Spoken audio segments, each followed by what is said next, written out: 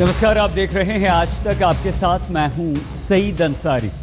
Bulletin की शुरुआत हम उस निर्भया कांड से कर रहे हैं जिसने 3 साल पहले देश को झकझोर कर रख दिया था।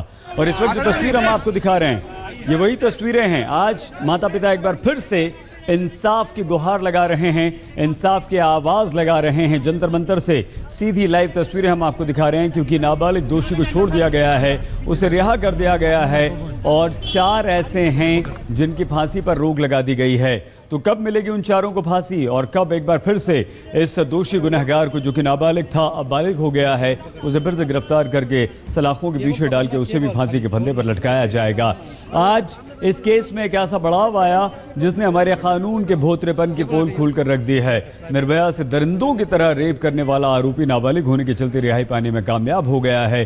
अदालत कानूनी बंदिश के चलते उसकी रिहाई रोकने में लाचार दिखी।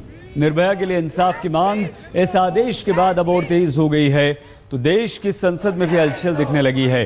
कल राज्यसभा में जुवेनाइल जस्टिस बिल पर चर्चा होनी है, लेकिन उससे पहले आज माता पिता सड़कों पर उतर आए हैं। माता पिता इस दिल्ली की जबरदस्त ठंड में अपनी बेटी के इंसाफ की मांग कर रहे हैं।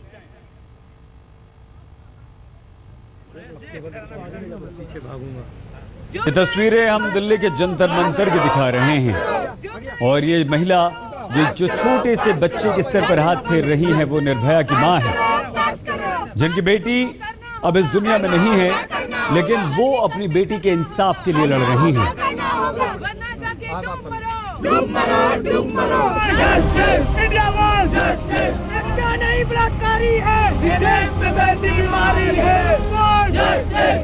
ये डर तो पहले ही था, लेकिन मन के एक कोने में उम्मीद भी थी कि शायद सर्वोच्च अदालत निर्भया के नाबालिग रेपिस्ट को सुधार गृह में ही रोके रखने का कोई रास्ता निकाल ले। लेकिन सुप्रीम कोर्ट ने जब कानूनी हाथ बंधे होने का हवाला देकर दिल्ली महिला आयोग की अर्जी खारिज कर दी, तो आंखें एक बार फिर डबडबा उठी। अब यही है कि कम से कम जो वो 4 हैं, उनकी सुनवाई पूरी करें और उनको जल्दी से जल्दी फांसी पर लटकाएं कि निर्भया को इंसाफ मिले। जुवेनाइल की रिहाई रोकने के लिए शनिवार देर रात सुप्रीम कोर्ट का दरवाजा खटखटाने वाली दिल्ली महिला आयोग की मुखिया स्वाति मालीवाल फैसले से निराश दिखी।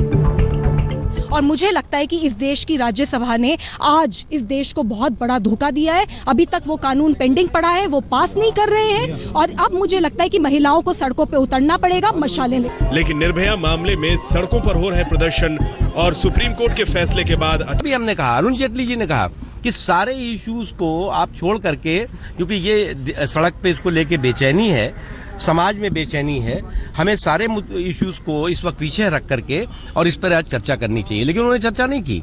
चतुरता इसको बोलते हैं, चतुरता। To die No, bring it tomorrow. No, let them bring it tomorrow because it was not listed. This is afterthought. No, additional bill. This is only to divert the attention of the opposition from raising up other issues.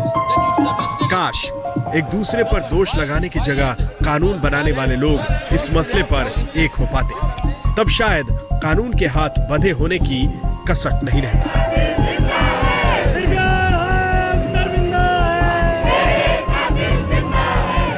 Pankaj Jain, Sanjay Sharma और जितेंद्र बहादुर सिंह के साथ बालकृष्ण, दिल्ली आज तक। संसद से सीधे Jaitley Patiala house court पहुंचे। साथ में वकीलों की टीम थी, तो केंद्रीय मंत्रियों की पलटन भी। अदालत में जेटली ने फिर से खुद को पाक साफ बताया और अरविंद केजरीवाल के साथ आम आदमी पार्टी के नेताओं पर मानहानि के मुकदमे की अर्जी दी, जिसे अदालत ने मंजूर कर लिया। 5 जनवरी को अब इस पर सुनवाई होगी। दिल्ली के पटियाला हाउस कोर्ट के बाहर ये अरुण जेटली के समर्थकों का जमावड़ा है। आम आदमी पार्टी के 5 नेताओं पर मानहानि का मुकदमा करने जेटली पटियाला हाउस पहुंचते, उससे पहले बीजेपी कार्यकर्ताओं की टोली पहुंची। जेटली के काफिले के साथ साथ बीजेपी नेताओं का बड़ा ब्रिगेड भी पहुंचा। संसदीय कार्य मंत्री वेंकैया नायडू, मानव संसाधन मंत्री स्मृति ईरानी, स्वास्थ्य मंत्री जेपी नड्डा, ऊर्जा मंत्री पीयूष गोयल, पेट्रोलियम मंत्री धर्मेंद्र प्रधान, सूचना प्रसारण राज्य मंत्री राज्यवर्धन सिंह राठौर, सांसद विजय गोयल, सांसद महेश गिरी, सांसद प्रवेश वर्मा, दिल्ली बीजेपी के अध्यक्ष सतीश उपाध्याय, विधायक विजेंद्र गुप्ता। जब अरुण जेटली पटियाला हाउस कोर्ट पहुंचे तो तकरीबन आधी कैबिनेट उनके साथ कोर्ट रूम तक ये दिखाने के लिए गई कि वो अपने नेता के साथ हैं।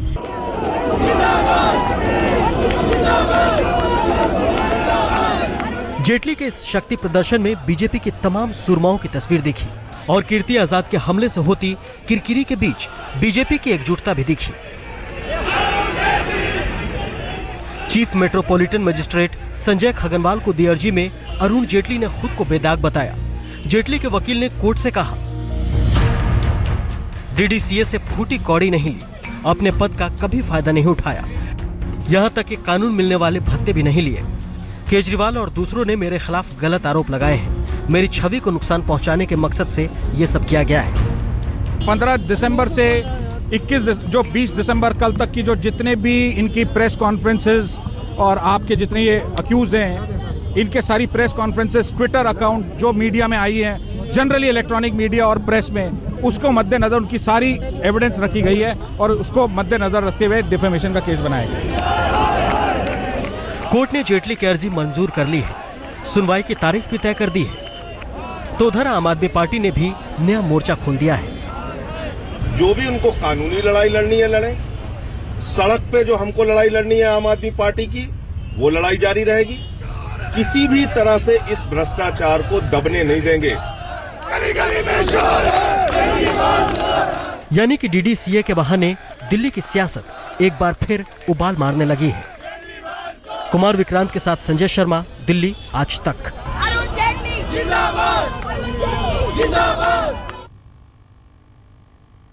अयोध्या में एक बार फिर से विवादित स्थल पर राम मंदिर निर्माण का मुद्दा गर्म हो चला है। राम मंदिर निर्माण के लिए पत्थर की नई खेप मंगाई गई है।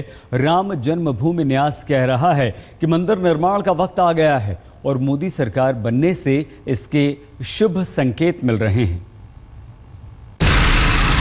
अयोध्या की आबोहवा में एक बार फिर राम मंदिर की गूंज सुनाई दे रही है। मंदिर निर्माण के लिए पत्थर तराशे जा रहे हैं, शिलाओं की पूजा अर्चना हो रही है और भव्य मंदिर बनाने का इरादा जताया जा रहा है। भगवान की कृपा से मोदी की सरकार आ गई है और लक्षण हम लोगों को लग रहे हैं। हम लोगों की, हिंदुओं की जो भावना है उसकी पूर्ति निश्चित ही समय पे जल्दी से जल्दी होगी। ये तैयारी नई नहीं है।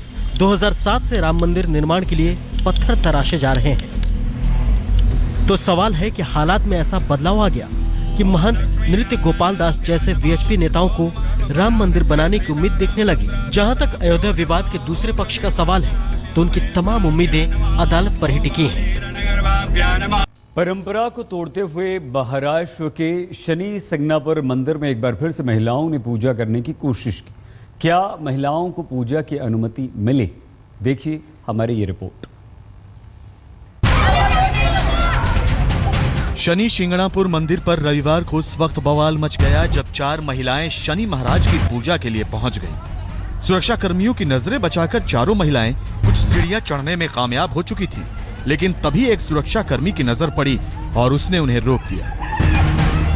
जब 4 महिलाएं थी, बाद में उन्होंने आवाज देके 15 या 16 सिक्योरिटी गार्ड हमारे ऊपर आए। उन्होंने हमें पेट में पकड़ा, पीछे पकड़ा। ऐसा गैरवर्तन जो भगवान के मंदिर के यहाँ पे फिर महिलाओं को प्रवेश नहीं है।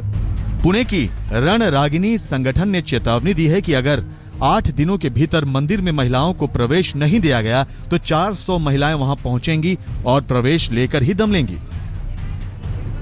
महिलाओं के अन्याय के खिलाफ हम लड़ेंगे और वहां पे प्रवेश करेंगे।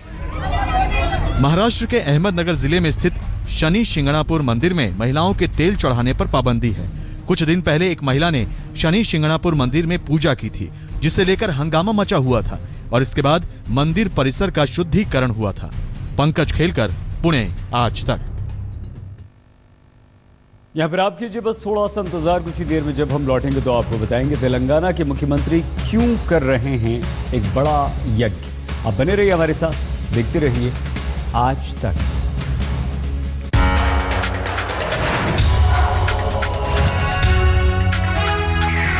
तेलंगाना की समृद्धि और विश्व शांति के लिए शक्ति पूजा कर रहे हैं तेलंगाना के मुख्यमंत्री के चंद्रशेखर राव। 5 दिनों तक चलने वाले यज्ञ में शामिल होने के लिए राष्ट्रपति समेत 40,000 लोगों को न्योता दिया गया है। 2011 में भी श्रृंगेरी में चंद्रशेखर राव ने चंडी यज्ञ किया था और बताया जाता है कि तब उन्होंने संकल्प लिया था कि अगर अलग तेलंगाना राज्य बन जाएगा तो वो अयुथा चंडी यज्ञ करेंगे।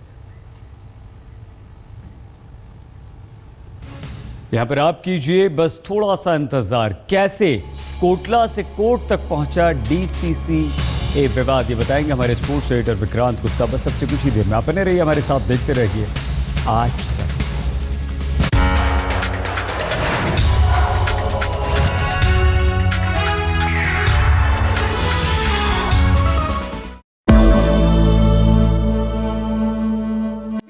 मेरे पास इस कागज पर लिखे हैं, 30 नाम आपकी स्क्रीन पर आएंगे। ये 30 नाम नहीं है, दरअसल 15 की वनडे टीम है, 15 की T20 टीम है।